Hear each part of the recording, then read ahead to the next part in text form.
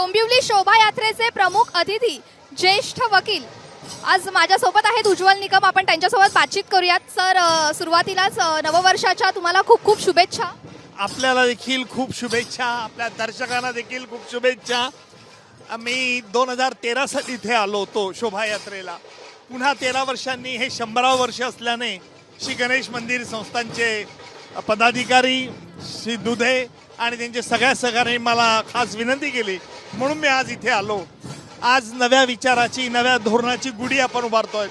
महाराष्ट्रात शोभायात्रा सुरू करण्याचा मान हा डोंबिवलींनी सुरू केलेला आहे आणि ही शोभायात्रा आगळ्या विचाराची असते. लोकशाही जर प्रबळ करायची असेल तर प्रत्येक नागरिकाला लोकशाहीमध्ये काही मतदानाचा हक्क बहाल करण्यात आलाय.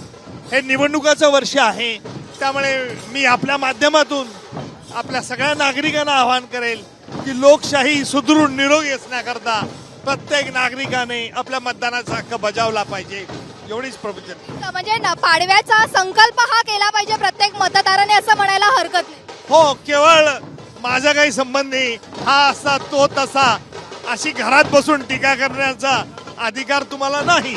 जर तुम्ही मतदान करत नसाल तर मतदान हे झालं पाहिजे, केलं पाहिजे. आणि म्हणून नागरिकांनी आपल्या सुबुद्धीप्रमाणे देश बलवान करण्याकरता प्रत्येकाने मतदानाचा हक्क केला पाहिजे. नक्कीच नक्कीच. आणि या नववर्षाचा संकल्प तुम्ही काय केला? मी फक्त एवढंच या नवीन वर्षात सांगेन की असुरांना याच्या विरुद्ध लढताना परमेश्वर श्री गणेश मला अधिक ताकद देव, जेणेकरून मी असुरांना देखील सूर काढायला लावेल. नक्कीच. खूप छान असा संकल्प उज्ज्वल निकम सरांनी बोलून दाखवलेला आहे. कॅमेरामॅन अरविंद सह प्रियंका गोरड पवार, एबीपी माझा, डोंबिवली. एबीपी माझा, उघडा डोळे बघा नीट.